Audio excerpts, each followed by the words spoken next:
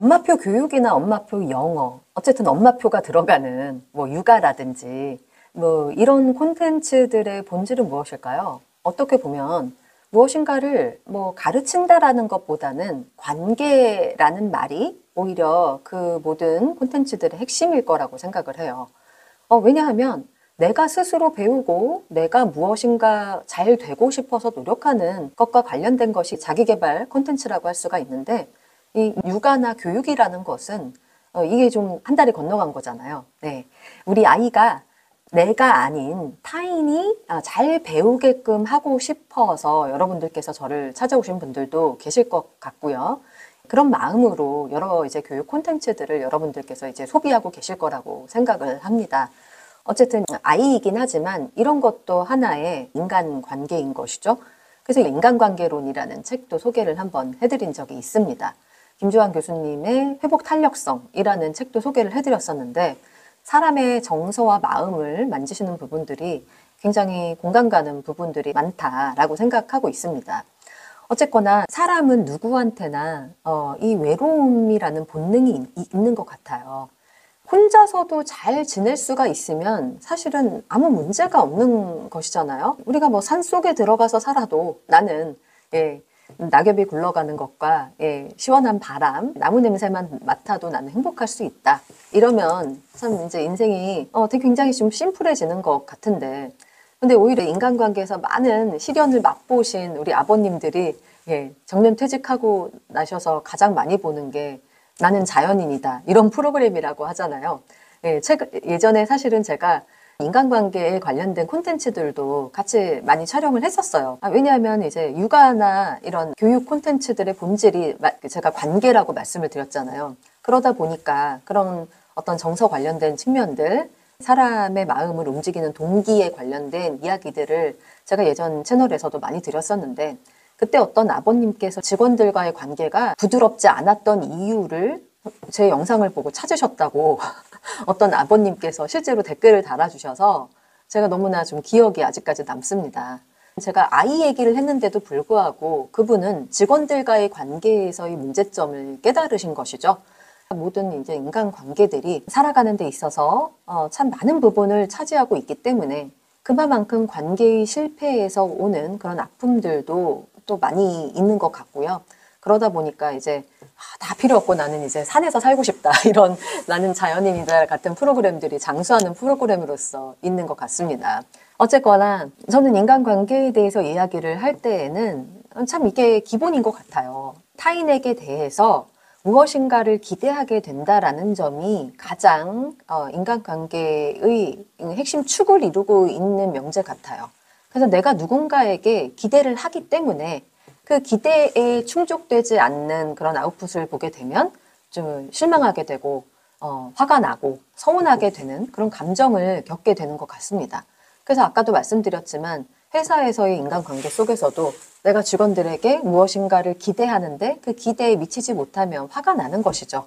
근데 회사는 당연히 어떤 비즈니스를 위해서 이렇게 모여진 컴퍼니이기 때문에 당연히 뭐 그런 기대가 필요하고 적절한 아웃풋을 유도해야 하는 뭐 그런 것이 너무나 자연스럽다고 저도 생각을 해요. 그런데 이제 가정의 경우는 다른 것이죠. 네. 혈연 관계 아닙니까? 이 피로 맺어진 관계가 사실은 부부 관계보다도 부모 자녀 관계잖아요.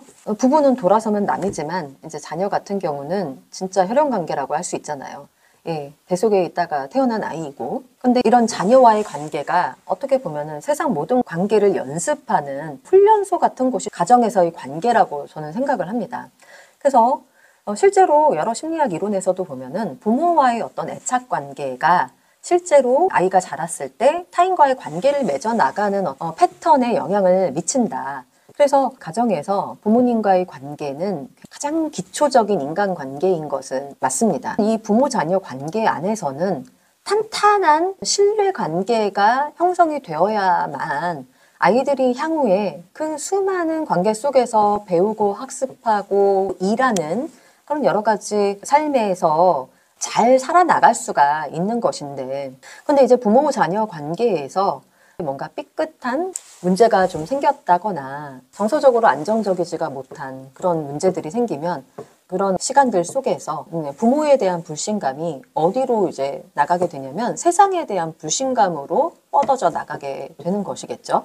그러다 보니까 부모에게서 너무나 이제 완벽주의적인 양육을 받았던 친구들은 어떤 마음을 갖냐면 내가 완벽하지 않으면 사랑을 받을 수가 없는 존재다라는 생각을 알게 모르게 하게 된단 말이에요. 예.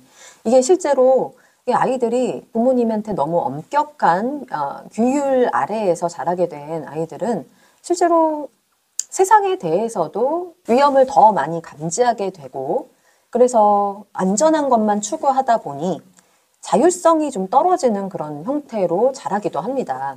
그래서 계속 공부를 잘하고 부모님께서 잘 이끌어 주시는 대로 차분하게 말 잘 듣던 아이들이 나중에 뭐 입시까지 성공하고 사회에 나간다고 치더라도 이상하게 이제 사회에서 뭔가 자신감이 좀 떨어지고 네. 그리고 실제로 일을 완벽하게 해내기 위해서 너무 자기를 몰아세우느라 탈진하기도 쉽고 그리고 그 일에 대한 어떤 성과에 있어서도 굉장히 불안하게 여기는 그런 경우가 많은 것이죠. 여기까지쯤 얘기를 하다 보면 부모님인 여러분의 행동 패턴도 생각을 해보실 수가 있으실 것 같아요. 물론 이제 타고나는 기질적인 측면이 당연히 있습니다만 그게 그래도 이제 후천적으로 우리가 만들어줄 수 있는 것들이 자녀가 어렸을 때의 우리 탄탄한 정서적인 안정감이라고 할 수가 있는 것이죠. 그래서 저는 영유아들에게 엄마표 영어를 많이 강조하지 않는 이유가 사실은 이것입니다. 그러니까 그 엄마표 영어가 나쁘다는 것이 아니라 할 수도 있죠. 할 수도 있는데 너무 아이들에게 어떤 목적을 가지고 이 아이가 영어를 막 술술 잘하는 모습을 기대한다든지 책육아를 잘해가지고 공부를 잘하게 되는 그런 어떤 목적성을 나도 모르게 너무 많이 갖게 되면서 아이에게 그걸 접근하게 된다면 아이들은 귀신같이 눈치를 채는 존재들이기 때문에 부모님이 내가 무엇인가를 했을 때에만 좋아하는구나 라는 부분을 아이가 알게 된다면 그것은 정말 평생에 아이들이 가져야 될 어떤 탄탄한 신뢰감에 금을 낼 수도 있다라는 점이죠. 그래서 사실은 영유아 부모님들께 가장 드리고 싶은 말씀은 아이들이 어렸을 때에는 부모라는 그런 안전기지의 역할이 가장 중요하다라는 말씀을 꼭 드리고 싶어요. 그래서 아이가 내가 어떤 상황에 있더라도 나는 사랑받는 존재라는 것, 그리고 어떤 상황 속에서도 부모님은 나를 버리지 않는다.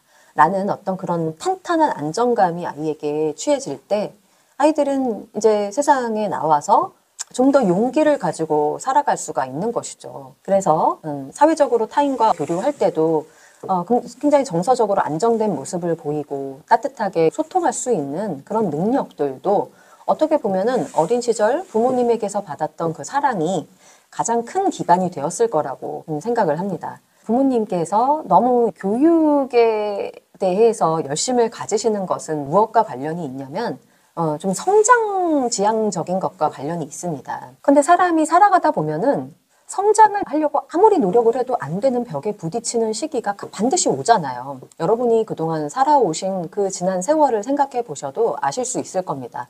노력하고 노력해도 뭐 사회 경제적인 어떤 환경 때문에 지금 나라 경제가 굉장히 안 좋은 그런 상황이기도 하지만 사실은 아이들이 살아가면서 여러 가지 일들을 계속 겪을 것인데 입시가 끝이 아니잖아요. 예, 아이들이 어떤 상황 속에서도 완벽하게 일을 마무리할 수 있는 그런 뭐 때도 감사히 오면은 너무 좋은 것이겠지만 그렇지 않은 경우들도 끊임없이 이제 아이들이 헤쳐나가게 되는 인생을 살아갈 텐데요. 아이들을 지금 너무 무엇인가 성장 지향적인 그러니까 이게 나쁘다는 것이 아니라 그런 의도 하에서만 아이들을 계속 바라보시게 되시면 아이들도 그런 가치관이 알게 모르게 이렇게 스며들게 되거든요.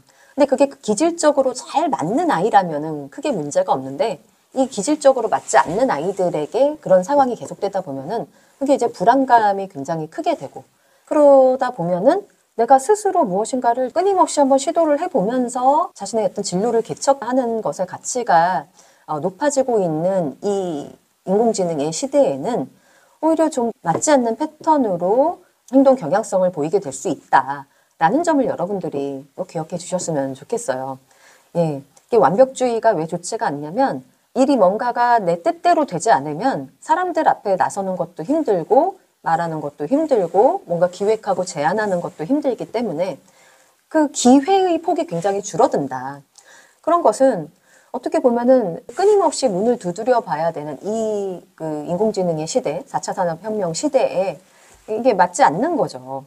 그래서 이제 완벽주의를 경고하는 여러 전문가 선생님들 많이 계시는데요. 이런 이유 때문이라고 여러분들이 생각을 해주신다면 이 교육과 뭔가 아이들의 유능감만을 막 너무 따지고 드는 콘텐츠들에 너무 많이 노출이 되다 보면 그게 바람직하지는 않다라는 것을 아셨으면 좋겠어요.